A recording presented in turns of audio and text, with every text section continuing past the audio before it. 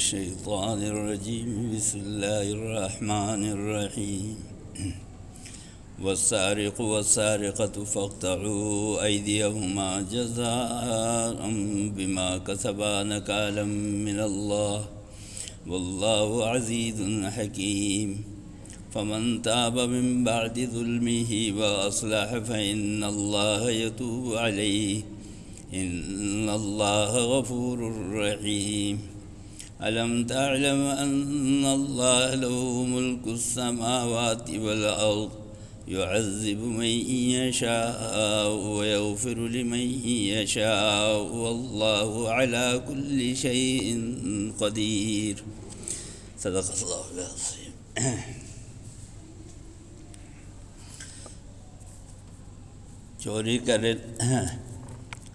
چوری کرنے والوں کے ہاتھ کاٹ ڈالو، یہ ان کی اللہ کی طرف سے کمائی کی سزا ہے۔ چوری کرنے والے کے ہاتھ کاٹ ڈالو، یہ ان کے لیے اللہ تعالیٰ کی طرف سے کمائی کی سزا ہے۔ یہاں پہ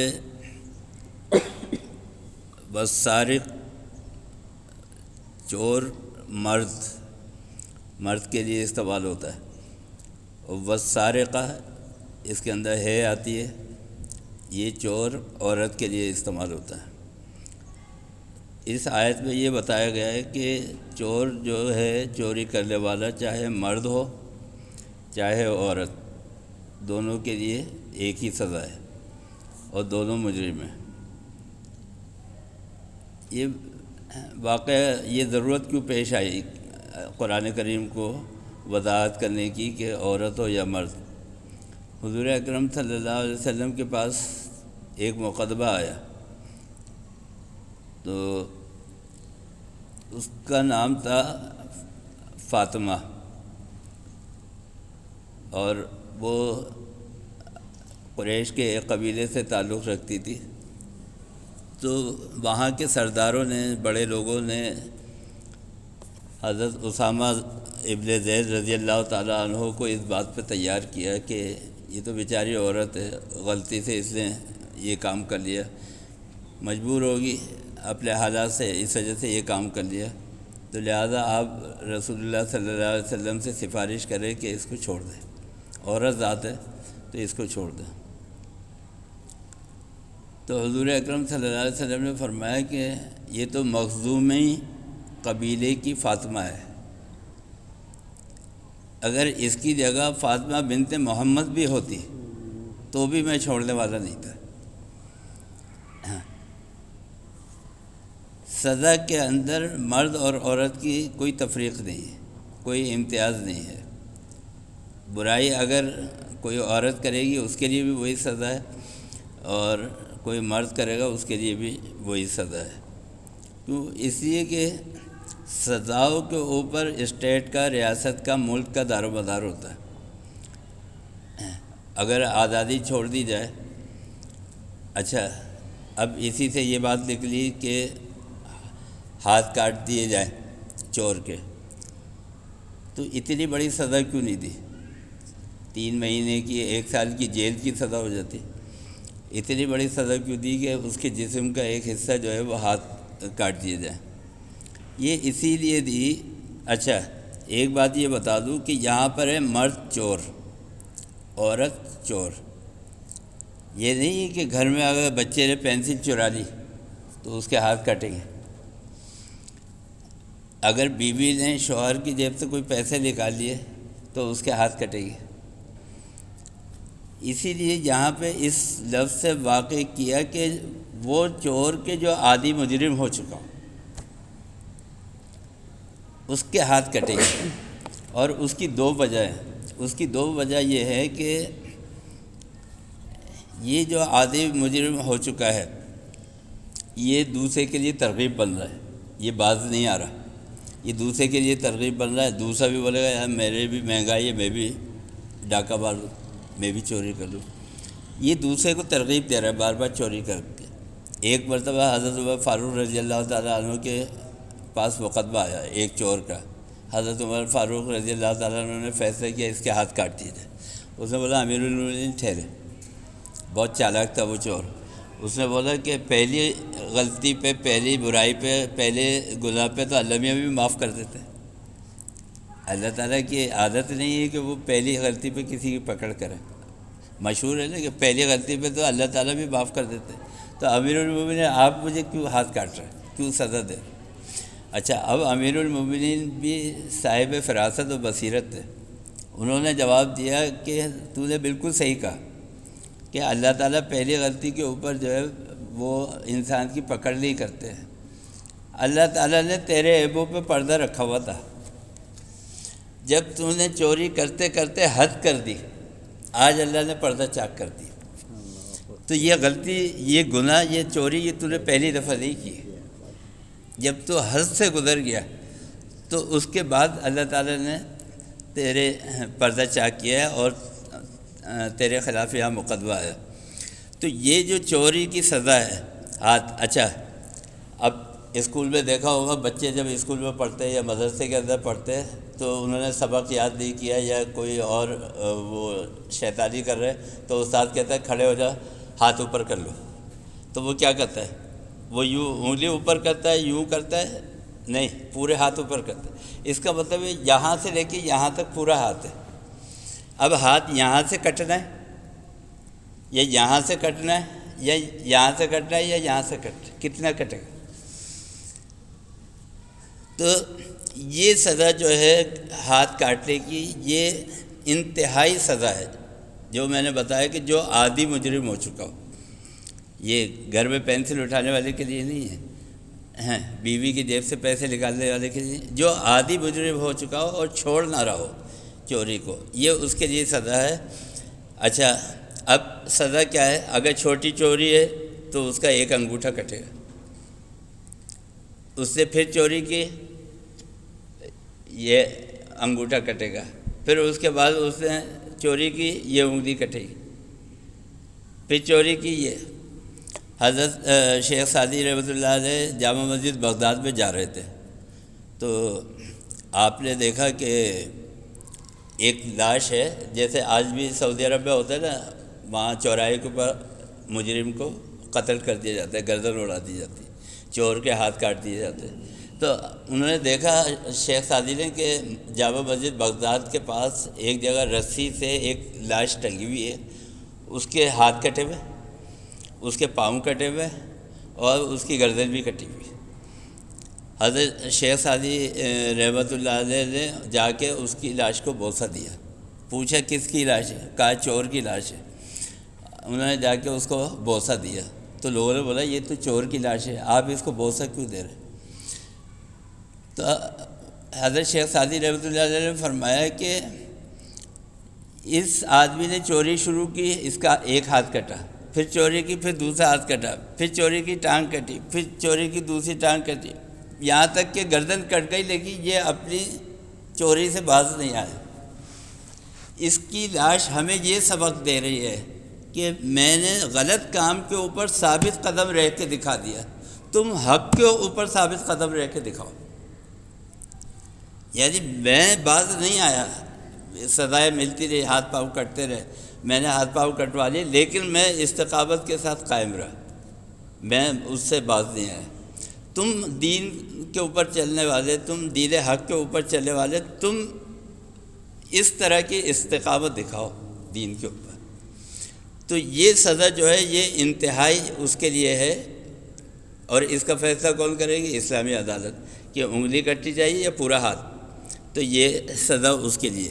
اچھا، اللہ تعالیٰ فرما رہا ہے یہ ان کی اللہ کی طرف سے کمائی کی سزا ہے، یہ اللہ کی طرف سے نشان عبرت ہے، یعنی انہوں نے جو کچھ کیا اس کی سزا جو ہے بھگت رہے ہیں۔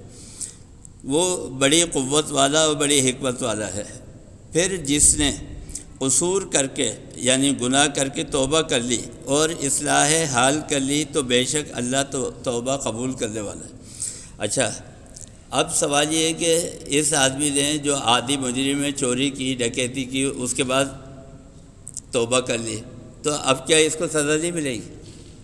یہ جو آیت ہے کہ جس نے توبہ کر لی اور اصلاح کر لی تو اللہ توبہ قبول کرے گا، نہیں، یہ جو دنیا کی سزا ہے یہ تو اس کو ہاتھ کٹنے ہیں، وہ پروسیس جو ہے وہ اپنا، اس لیے کہ میں نے بتایا نا ایک چور کو دیکھ کے دوسروں کی بھی ہمت ہوتی ہے، تو لہذا جو آدمی نشان عبرت بن جائے گا تو پھر لوگ خوف زدہ ہو کے، آج سعودی عرب میں کوئی چوری کیوں نہیں کر لیتا؟ اس کو پتہ ہے ہاتھ کٹے گی، اس کو پتہ ہے گردن اڑا دی جائے گی، وہ نہیں کرتا۔ تو لہذا یہ سزا قائم رہے گی۔ ہاں اللہ جو توبہ قبول کرنے والا ہے، تو یہ اگر بعد آ گیا توبہ کرنے کے بعد اور اس سے گناہ کرنا چھوڑ دیا، چوری کرنا چھوڑ دی، تو اللہ تعالیٰ اس کی توبہ کو قبول کر کے اس کی آخرت میں بخشش کر دے گا۔ یہ ہے اس توبہ کا مطلب۔ اس توبہ کا مطلب یہ نہیں کہ آپ نے چوری کی اور اس کے بعد جو ہے سزا آپ کو نہیں ملے گی، نہیں، وہ تو ایک ریاست کا قانون ہے، وہ تو سزا جو ہے آپ کو ملنی ہے۔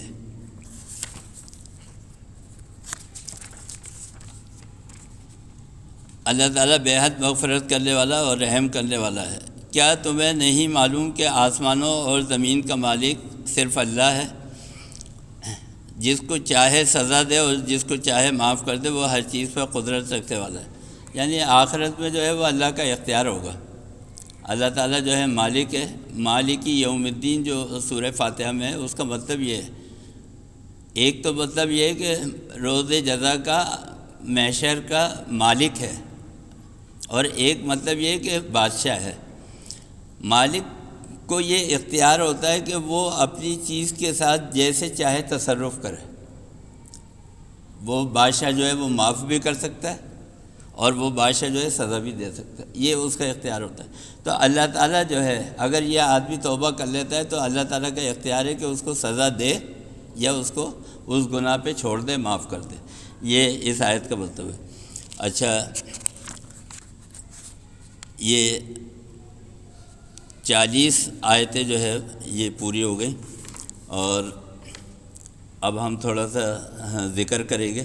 میں نے کل بتایا تھا کہ ہر مہینے کی 27ویں شب کو مختصر سے جو ہے وہ ذکر کریں گے، تاکہ روحانی قوت جو ہے وہ ہماری مضبوط ہو، اور اللہ تعالیٰ ہمیں عمل کے اوپر جو ہے وہ سستی اور کائلی کو دور کر دے، اور عمل کے اوپر استقامت عطا فرمائے۔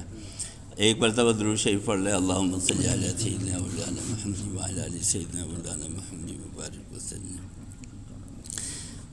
فرمایا کہ یار رہے یا رب تو میرا اور میں تیرا یار رہوں، مجھ کو فقط تجھ سے ہو محبت، خلق سے میں بیزار رہوں، ہر دم ذکر و فکر میں تیرے مست رہوں، سرشار رہوں، ہوش رہے مجھ کو نہ کسی کا تیرا مگر ہوشیار رہوں، اب تو رہے بس تادم آخر ورد زباں اے میرے الہ، لا الہ الا اللہ، لا الہ الا اللہ، لا الہ الا اللہ، لا الہ الا اللہ، لا الہ الا اللہ۔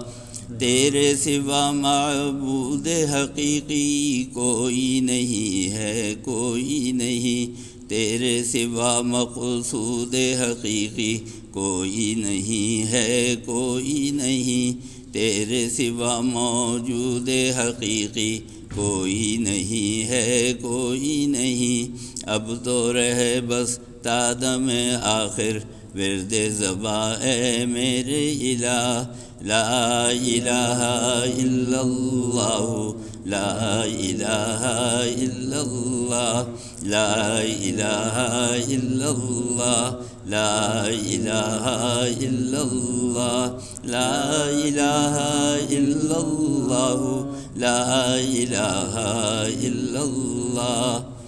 نفس و شیطان دونوں نے مل کر ہائے کیا ہے مجھ کو تباہ، اے میرے مولا میری مدد کر، چاہتا ہوں میں تیری پناہ، مجھ سا خلق میں کوئی نہیں گو، بد کردار و نامسیح، تو بھی مگر غفار ہے یا رب، بخش دے میرے سارے گناہ، اب تو رہے بس تادم آخر، ورد زباں اے میرے الہ، لا الہ الا اللہ، لا الہ الا اللہ، لا الہ الا اللہ، لا الہ الا اللہ، لا الہ الا اللہ، لا الہ الا اللہ، لا الہ الا اللہ، محمد الرسول اللہ۔ اللہم صلی علی سیدنا مولانا محمد وعلی آل سیدنا مولانا محمد وبارک وسلم تسلیما کثیرا کثیرا۔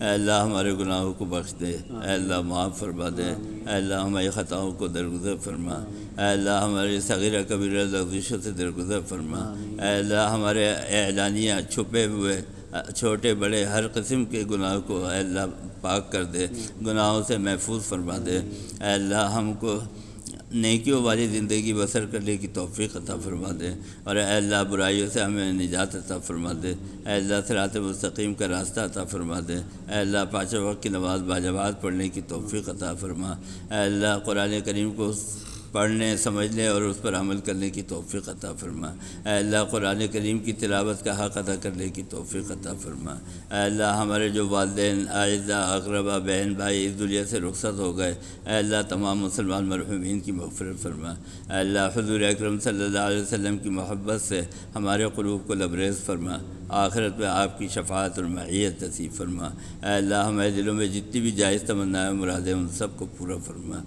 اے اللہ ہمیں ہر قسم کی مصیبتوں سے پریشانیوں سے دور فرما۔ سبحان ربک رب العزت عما یصفون وسلام علی المرسلین والحمد للہ رب العالمین۔